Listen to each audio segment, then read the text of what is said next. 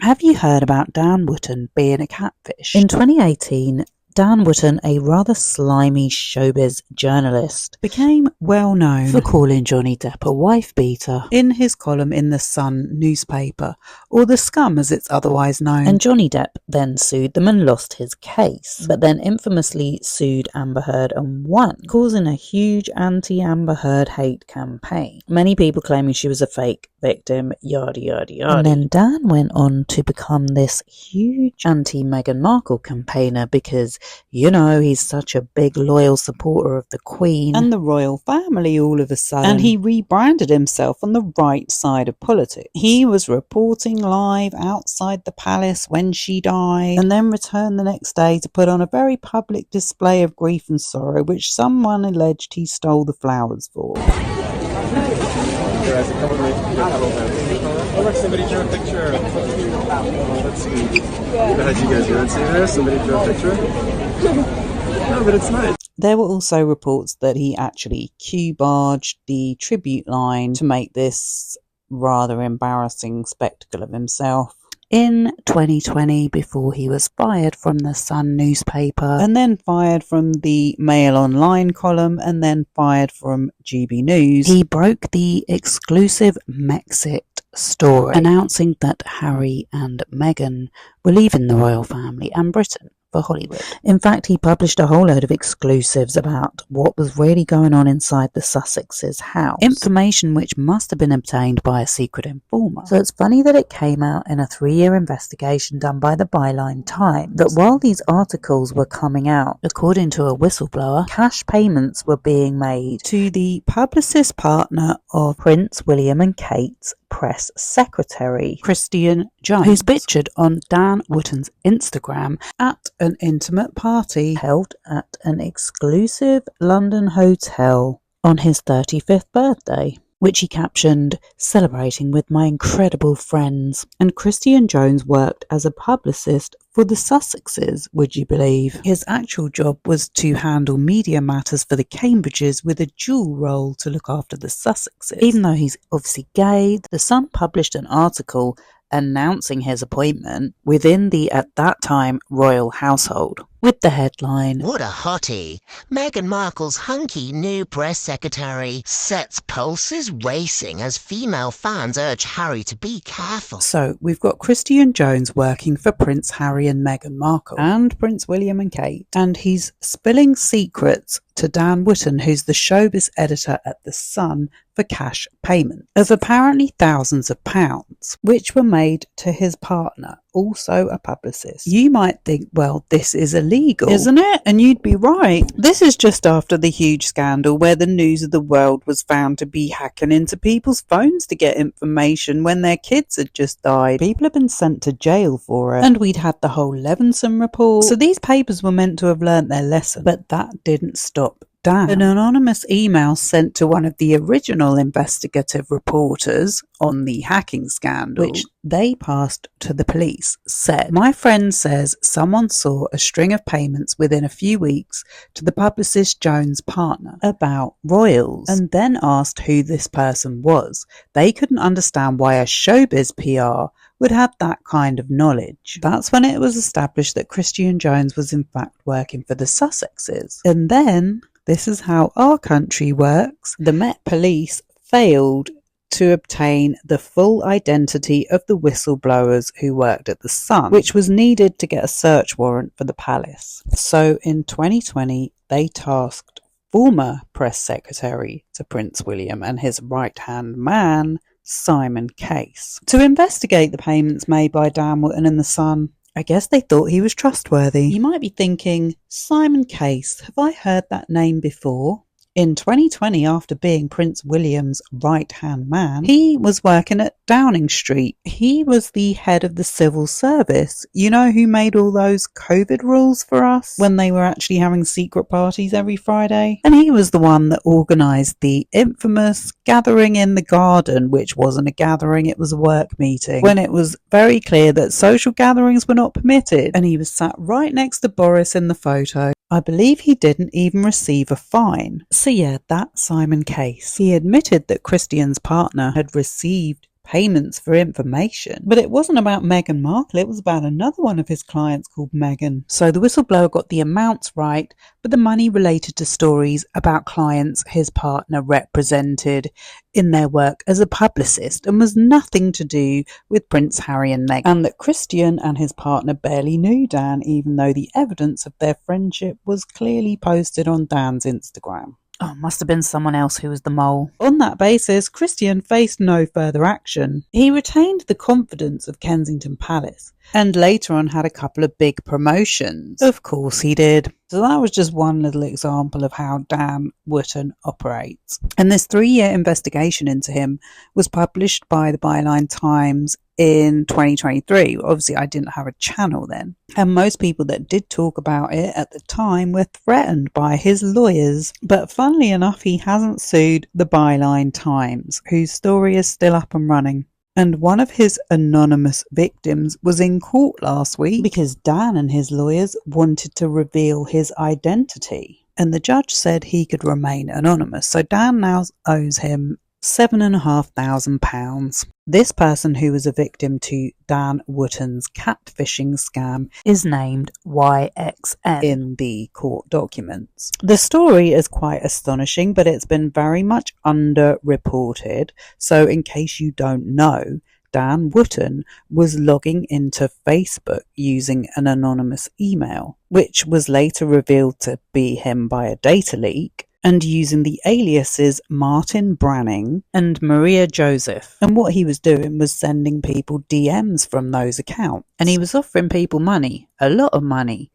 to send explicit content, trying to set people up in sexually compromising situations where they could be filmed or photographed without their consent or knowledge. And these were people that he worked with or members of the public, basically blackmailing people that he knew were in either emotionally vulnerable or financially difficult situations. The same Dan Wootton that used to shame female celebrities like Lily Allen and Caroline Flack, RIP, by posting pictures of them maybe drunk, or in the case of Caroline Flack, some highly sensitive information which some people believe caused her to take her own life. But for years, Dan Wootton has appeared on TV, in the newspapers, on the internet, and he has the audacity to take the position of a moral high ground. There are still people that support him. Even though he's lost all of his jobs, he does still have his own channel on YouTube, Dan Wootton Outspoken. I think it's really important to still talk about the details of the case. It's a perfect example of how online predators work and how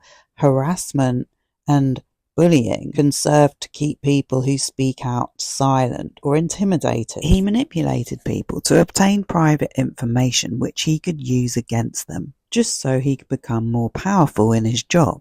And bear in mind, according to his ex-partner, who found a holdall behind his washing machine containing all this information on a hard drive. I know it sounds like a movie plot, but this is real life. Dan was obsessed with getting the front page stories. And I think it's really interesting that Amber Heard and Meghan Markle have been two of his obsessions, and that he worked alongside Sarah Nathan, Melissa Nathan's sister, who I've spoken about in the Justin Baldoni case, and she was the showbiz editor at the Daily Mail. He joined in 2009 after 9 years at The Sun. These are the people that create the news for us. But getting back to Dan and his catfishing. So he created an account called Maria Joseph and friended a colleague. And this is the man who's asked to remain anonymous as he pursues his legal action against Dan in court.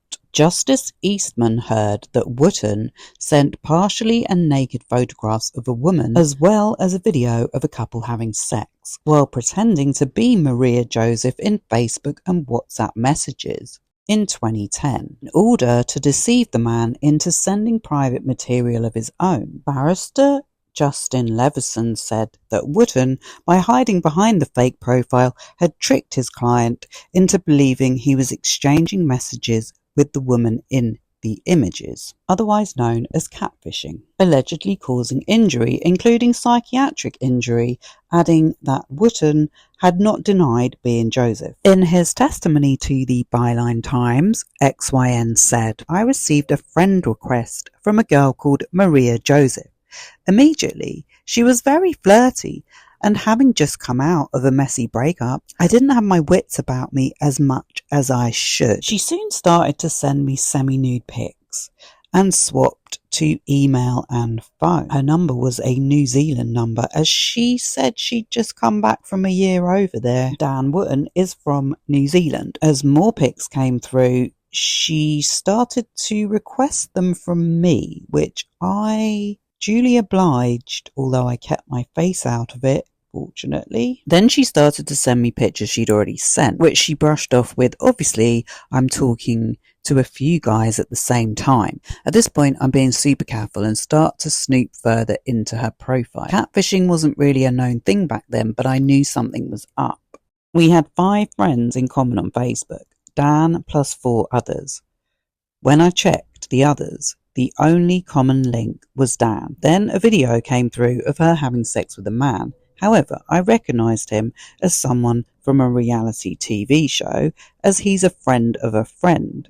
This made me realise I knew the identity of the girl and that it could not be legitimate. So he's literally using the profile pic of someone that people knew. Not very clever, Dan. So with this, the New Zealand number, the sole common denominator, I was sure it was him. So I messaged Maria to say, "Hi Dan, interesting way to get dick pics." The next day, the profile was gone. I was embarrassed that I had not been more vigilant. It makes my blood run cold as to how vulnerable I had made myself. I felt stupid. So this hearing last week was just for this guy, YXN, to maintain anonymity while the case carries on. Dan wasn't present for the hearing, although he's now got 12 days to pay up. You would not believe, or maybe you would, I didn't know these things go on, but he was on a cruise organised by a former GB News presenter, a man called Mark Stain. Well. His website states, "Join Mark and other special guests to be announced for a 7 nights Spain and Portugal cruise full of relaxation, revelry and review. You'll enjoy thoughtful discussions on the state of Western civilization, analysis of political and cultural trends from the United States to the far reaches of the Commonwealth, and live editions of the features you've come to know and love from Stain Online, like Stain's Song of the Week and Stain's Sunday Poem." Now, apparently there was going to be panel discussions with survivors of grooming gangs, and other guests besides Dan were columnist Alison Pearson, Lawrence Fox, that lovable old misogynist, and former model Leilani Dowling. It goes on. You'll not only have opportunities to hear from our guest speakers on stage, but also mingle with them and your fellow Mark Stain Club cruisers. Just make sure there's not any hidden cameras in the room. I know, it's not funny. The week features exclusive shows, receptions, dinners, and informal get-togethers. Okay, so how much is this all going to set me back? Because unbelievably, there's still tickets left. Okay, $5,671 per person.